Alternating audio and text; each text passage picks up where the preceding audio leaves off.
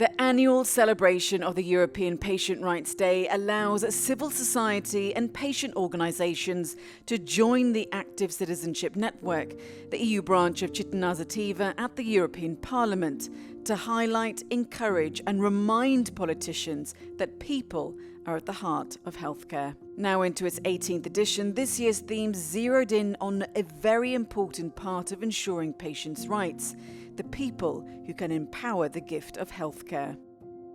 Because we recognize the pivotal role of the healthcare professionals, but we are also aware that they are facing a very severe crisis. Doctors, nurses, all the healthcare professionals, health workers they play a crucial role for move towards a more resilient health system, to move towards European Health Union. But they are facing with job strain, with skill shortage, with medical desertification. 15 million, 7% of the EU workforce, work in healthcare. A first civic survey on 10,000 health professionals in Italy, co-authored by ITA, entitled "On the Front Line but in the Shadows, Behind the Scenes of the National Health Service," gives an insight into the scale of the problem being faced. 33% struggle to find a work-life balance. Over 41% found their workload inadequate. More than 42% said they had no support from superiors, and 75% felt little or no recognition from politicians. Nurse Noel Abella shared a testimony of a British junior doctor that resonated with him. What was striking more for me is that she said, perhaps what is more heartbreaking is that initial response from their employers was not, "Are you okay? How can we help you?" but rather, "Oh dear, how do we fill this rota gap?" And then she continues to say, "We are failing to prioritize our healthcare professionals' well-being, and it is inevitable that we are now feeling the impact." When you look at what she said in these three sentences, okay, she is calling for help. With impeccable timing, midway through our debate, some breaking news. Junior doctors in England had backed more months of strikes over pay. It's quite amazing for me to see a government which does not really support that financially, because in the end, it gives benefit to society. It means people can stay at work for longer and be more productive. It means that families can live happier lives and be productive. So I think we just do need more financial investment, but it's not just throwing money at it. It's being very, very careful with the money that's used. And it should be answering questions that have arisen from what we know already. Training of nurses, for example, training for pandemics, abysmal. Doctors and nurses have lost their lives in the pandemic, and there are very few professions where you can say that is an occupational hazard. Maya Matthews from the EU Commission's DG Sante says radical change is needed.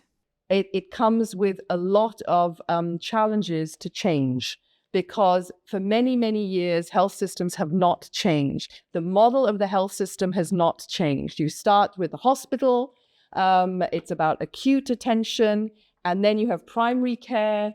And we know and we recognize now with the non-communicable diseases, as we heard, I think that's what the MEP was referring to, that we needed different models of care.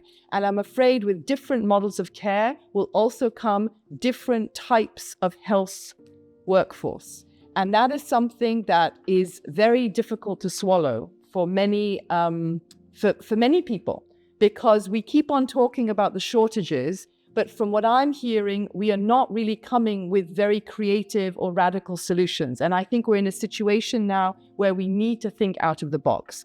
Speaking at the annual event, Italian Socialist MEP Brando Benefei, who also serves as co-chair for an MEP interest group that supports European patient rights and cross-border healthcare, had galvanizing words for attendees. But you also need to push the political forces to say the truth, that we cannot advance without more integration, more coordination, more investment, more resources, more capability of integrating our systems, so that taking the best of the best practices and learning from each other. We need to give a clear message to the political forces that they need to say the truth about this and then act, starting from the European Commission, that will have the duty to start the new European Commission to start new initiatives, both on the budgetary side and on the legislative side. But for the former EU Health Commissioner for Health and Food Safety, there was a big obstacle. I see that European Commission is doing what it can do because it has no chance to overcome treaty limits, because it's rule of law and treaty limits for sure they have no chance to, and they are doing a lot in this situation. Of course, when I'm speaking about European Council, then you see that no appetite.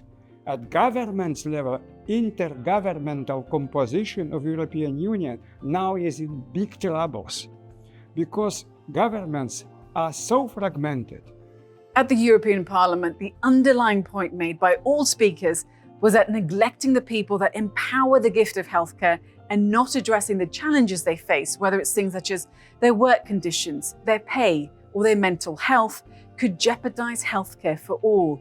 But whether the EU can be that force of positive change, whether it can really inject the right momentum and steer member states to improve healthcare and the working life of healthcare professionals remains to be seen. Europe is facing many crises, and as it gears up for the next election cycle, politics, not people, will take centre stage. And so this ticking time bomb, as the WHO calls it, may not find its solution just yet.